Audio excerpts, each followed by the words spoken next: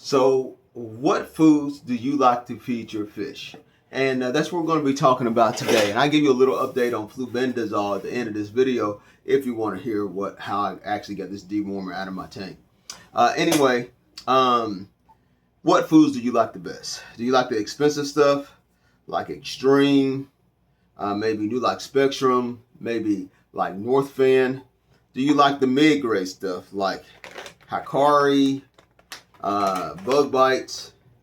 Do you like the lower brand stuff like Tetra, maybe like Aqueon? I've got them all here, don't I? Why do I got them all here? Because they all work for me. Simple as that. But honestly, some foods are just simply better than others. With better ingredients, they take more time in it, and your fish honestly will benefit from better grade foods. That's without a shadow of a doubt. But this is what I do to benefit all my food anyway. Let's take, for instance, if I got food that is large like this Hikari right here, right? These bites are pretty hard. It's a hard food. And I really don't like feeding my fish hard food. Now, according to the size of your fish, like if you got this big Oscar in your tank, you could probably just throw these right in there and he just swallow them. Or huge South American cichlid or some African cichlids can do that. But this is a medium grade, this is a medium grade pellet here. As you can see, that's pretty good size. But what I usually do is I will crush this pellet down and I'll put it in some sort of bowl. After crushing it down, maybe I have a bowl like this that I will crush it down in. As you can see, some of it is crushed here. And I will crush it down. And then I will add, I like to mix my foods almost every day. Well, I don't feed my fish every day, but I like to mix my foods every day. I mean, not every day, every time that I do feed my fish. And I will sometimes use shrimp. I like using brine shrimp cubes, dry brine shrimp cubes, frozen brine shrimp, and I will also use the red shrimp. So red shrimp, as you can see here, is pretty good size, and it's pretty rough too. And so what I would usually do is I will crush that up, or I will tear it up. It's very easy to break up.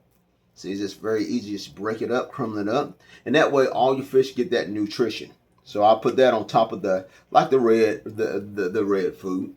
And then I take some bug bites. These are nice size. Now my Calvin cichlids, which are pretty large in the tank right now, can actually take one of these whole. But I don't like feeding them, even though bug bites are a lot more softer pellet, like than the Hikari. I would usually crush those up too, the bug bites. So I crush them up, usually using a flat rock or something like that to crush them up with. So I crush those up. Now after everything is crushed up, got the shrimp, I got my red pellets, I got my bug bites, right? Then what I usually would do is I will use some minced garlic. So you don't have to buy the expensive Seacom garlic. You know, Garlic Guard is what it's called from Seacom. You're paying $9 to $10 for that stuff. I just buy minced garlic. And when it runs low in water, I fill it back up with tap water, shake it up, put it back in the fridge, and this stuff lasts about 2 to 3 months. I mean, and it works just fine. But anyway, I pour that minced garlic all on top of there. And then I let it soak for about 5 or 6 minutes. After the soaking for 5 or 6 minutes, then I go and then I feed my fish. The stuff goes all over the tank, and the fish eat it from all sections. And so that's what I do when I'm feeding them on certain days. So every other day I change it up. So one day I feed them just flake food. I skip another day, then I feed them maybe some pellets. Skip another day, then I feed them maybe some shrimp, a shrimp meal, mixing the foods up every other day. And so I don't feed my fish every day because I believe that fish that don't have to eat every day, they need time to prune that food out of them. So I give them a day of rest in between. So my feeding regimen goes like this. I feed on Monday, I skip Tuesday. I feed on Wednesday, I skip Thursday. I feed on Friday and Saturday, but I skip Sunday. So I do that in a rotation every week. And my fish have been flourishing and doing just fine. And they won't starve to death. They won't be too hungry. Believe me, I've got predator fish in here.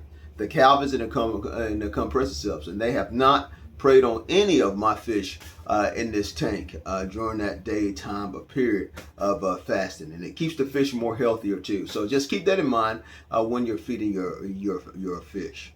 And so just a quick update on the flubendazole. Now we know that flubendazole, as I talked about before, is a dewormer, and it's a pretty good stuff, but it kills all your snails. Now this has been here for about 6 weeks. I've been testing it, and this stuff is pretty insoluble. It does. It is very, very, very, very light, and so you can easily vacuum it up, and that's how you get rid of it for the most part. You take all your rocks, all your decorations out, and you vacuum every corner of your tank to get that stuff out. And as you're vacuuming, that stuff is coming up in the water column. You want to make sure that your filters have carbon and purigen in there, or whatever other kind of chemical substance in there, to grab as much of that stuff as possible as it's going out through your tank. So you do that for about, you let it go then for about a day. Rinse off all your rock decorations, put them back in the tank, and now after that day, after that about that week or so is done with, then you take one of your filters down, you break it down, and you rinse it out with aquarium water, trying to avoid killing too much of your bacteria. And you do that once a week with your filters. So if you got 2 filters on your tank that you're running, then you take that filter out, you rinse it off with aquarium water, wait about a week or 2, rinse the other one off with aquarium water, and within about a month's time or so, all the flubendazole will be just about out of your tank, or it will be in such low levels that it will not kill your nerite snails. And so that's the success that I've had with it. I have not lost a nerite snail since. Not one. My snails are flourishing. It didn't take me 6 months to a whole year to do that. And so that's just a little tip that I want to bring to you. You don't have to break down your entire tank. I would, of course, clean the glass and all that kind of stuff. Get that algae out of there as much as you can. But honestly, in my opinion, flubendazole does not actually soak into the rocks and stuff. It just doesn't really do that. Just rinse your rocks off, rinse your driftwood off. You might want to soak your driftwood. I don't think that's necessary, but I did. I soaked it with water and salt overnight and put it back in the tank. Now, after doing all that work, I did suffer an ammonia spike, but you know, if you work with your tank and do your water changes and work with it, you can get your tank back going again. And so, yeah, so this is Aquarium Hacks by Marcus. Tell me what you do with your fish food. Do you soak it in garlic? Is your fish food too hard? If you're really in a rush, do you do like what I do sometimes with fish food? I feed them softer fish food like Vibra Bites, or I feed them Bug Bites, because it's softer fish food and fish can readily eat that stuff. I do feed them sometimes Tetra Pro, which is great.